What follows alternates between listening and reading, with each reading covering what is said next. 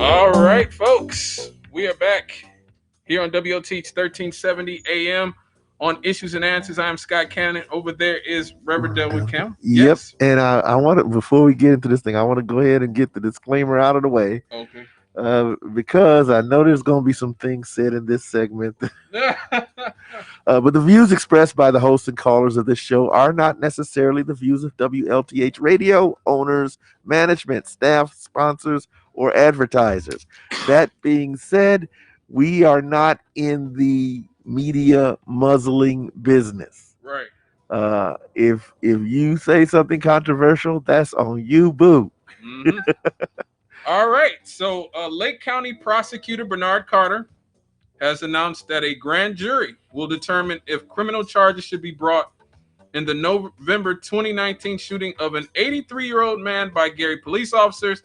His name was Melvin Bouler. He died on January 4th, 2020, right before the pandemic began, from shots fired at him by Gary police while he was sitting behind the wheel of his car. Bouler arrived at a friend's residence on the 2400th block of Roosevelt with a gun amid a dispute that she was having with someone else. He went in and then later attempted to leave in his car as Gary officers responded to a call about an intoxicated person with a gun. Officers ordered Bouler, who was hard of hearing, out of the car and then allegedly shot into the car's front window when he didn't comply, seriously wounding him, reports have said.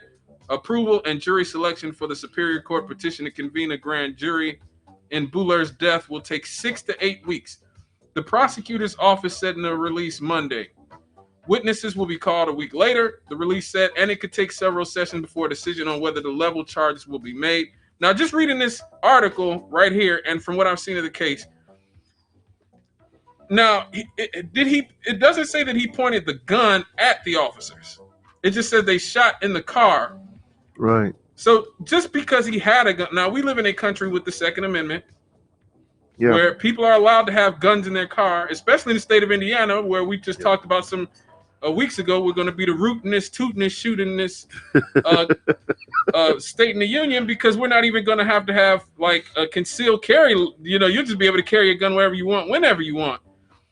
So are you just going to shoot in anybody's car just because they have a gun, and do they have to point it at you? I mean, you talked about earlier, Rev, about when you were in the military, how they tend to ask questions first and then shoot later, you know, or do what they have to do, use force later. Yeah, you had to find. If I remember, every night we would have drills, right? And there would be, you know, hostile fire drills. Also, you had to find a way to close with that person and apprehend him without killing him, unless the only way to keep him from stealing a jet or a nuke was put a bullet in him. Wow. Those were the rules. And I've always wondered, why is civilian law enforcement's use of force policy so much more vague? Yeah. Now, as it relates to this one, when this incident was first reported, the original story about Mr. Bouler going to the house of what originally was described as his granddaughter, but not really his granddaughter. Right. And the police are called based on a report of a drunken man with a gun. Right. And I asked a question that I was allowed to get away with at the time, apparently. But I could not understand why someone would call an 80-year-old man to adjudicate a domestic argument or some sort of dispute. Mm-hmm. And so, and remember, he's deaf. Yeah, he's deaf as well. So if he's deaf and he's old and he's got a gun, what were they expecting him to do when he showed up? Yeah, that actually is a very good question. If he's 83 and hard of hearing and, you know, whatever.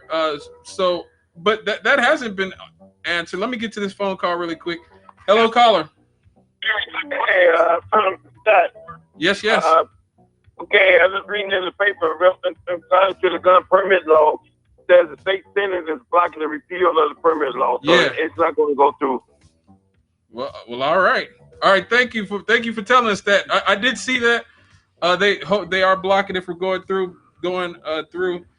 But yeah, like we were saying before the caller, nobody has answered that. There is a certain gray area, and there is some really unanswered questions about this Yeah. whole thing. All we know is it was at night, Mm-hmm. and there was a lot of confusion Yep. and shots fired. Mm-hmm. But the only reason the cops were there in the first place Right. was somebody called saying that there was a drunk man with a gun. Mm-hmm. And when they get there, lo and behold, there's Mr. Bouler Mm-hmm. with a gun. Right, and it doesn't say that once again that he pointed it at the officer. Right. It doesn't say that at all. So even if he has a gun, if he's not pointing it at anyone in particularly, do we have to riddle him with bullets, shoot inside the car and riddle bullets? And now the other thing about that now, I think there were 10 shots. Yeah, He I wasn't heard a actually lot. hit 10 times. Right. They shot in the car. They shot in the car. He was hit. He was still able to get out of the car. Right. And then, of course, they transported him to the hospital, and he died some days later. But it was like immediately the narrative, the attempt was to make the narrative about excessive force, but we still had not heard from anybody as to who called the police there. Right. What led them to focus on him? Was he the only person outside at the time? It's just so much this sort we haven't heard, but we were already being steered to view this in a certain way. And then, I remember one of the other first questions I had was, well, if this thing is still being investigated, how did they release the body? And I found out, well, they can do that if they've gotten all the information from the corpse that they need, because he was buried. Mm-hmm. His body got shipped down to, I believe it was Alabama, Right. where he was buried, where the rest of his family is. Right. And so it seemed, as far as I could tell, originally, like, okay, well, this story is pretty much done. But unbeknownst to me, apparently the police never told the family what they had found, what conclusion they had reached, which is bad form on their part. There's no justification for that. You did your due diligence, you investigated, you determined whatever you determined. Life is going on. You should have at least told the family what you had determined. Oh, I absolutely agree 100%. But this goes back to what we talked about in the initial the initial segment with George Floyd and our lack of a relationship with the police. Now, we in my organization, the United Urban Network, we actually had a forum with the police about 3 years ago, if I'm not mistaken. Maybe it's 3 or 4 years ago now. Right there at Mama Pearl's restaurant, we invited the police out and the community, and we sat down and we chopped it up. I think it was Lieutenant Derek Cannon. I want to say he's not related to me, but I believe his name was Lieutenant Derek Cannon. He showed up, and there were all the members of the community there. We had activists there from Black Lives Matter. We had people there from Valparaiso University. We had people there from Chicago. We had people from the media there. And mostly just citizens from the community. When I feel like there's such a disconnect between us and the police department, and when you have these type of disconnects, you start to see that the police and look at the civilians as just a threat. Everybody's a threat. Everybody's there to hurt you. Everybody's there to kill you or do something to you. And then the citizens view the police as outside invaders, people who are there to almost occupy their communities. And so I feel like a situation like this, if we lived in a more functional community where the police and citizens had a relationship, somebody would have recognized them, probably under the police force, going, Melvin, what are you doing out here? Right. What are you doing here? Which is that, and see, that is another oddity about it, because by and large, and I've told this to, my friends and people that are outside this area, Right. about the city of Gary, that's one of the things that's, in a way, it's kind of charming about the city, is that most of the people who live here have a long-term familial connections, such that people do tend to recognize, Yeah. officers. I had a conversation with a police officer, Corporal Jay Johnson, a week or so ago. It was before Easter, and he mentioned to me that he knew one of my parishioners. Really? And when I saw her that Sunday, I said, "Yeah, police officer, Corporal Johnson." She goes, "Oh, Jay." So it's like people we grew up in neighborhoods, we went to schools together, that sort of thing.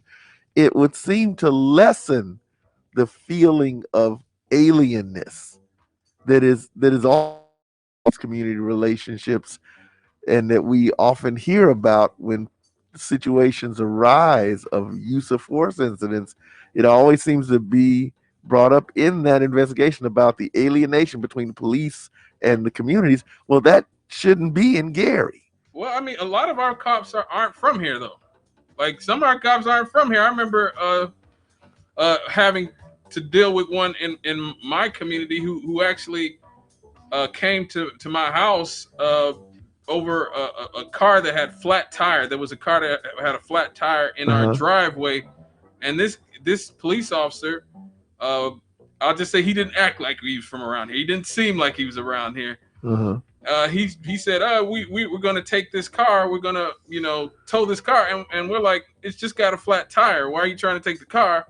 And this person actually started talking to my mother like she was, some criminal out in the streets, and Uh-huh. he's talking down there. And at this point, I'm getting mad, right? Right. This was about 15 years ago, and I'm getting very angry at this point. My mother, like, just go in the house because she saw that I was getting mad. She didn't want obviously the George Floyd type situation to happen, Right. but when you have a lot of officers sometimes who maybe aren't from the community and they're not familiar with people, the way they come off to people is very threatening and very condescending at times, Right. and very just hostile. This guy was so hostile to people who are citizens, people he should be protecting and serving, over something that really wasn't that big of a deal. Now, as you mentioned that, there was recently, I believe it was passed, a law that took away the requirement of uh, public safety officers, including police and fire, to live within the area where they served. And it was a law that was pushed by downstate Republicans.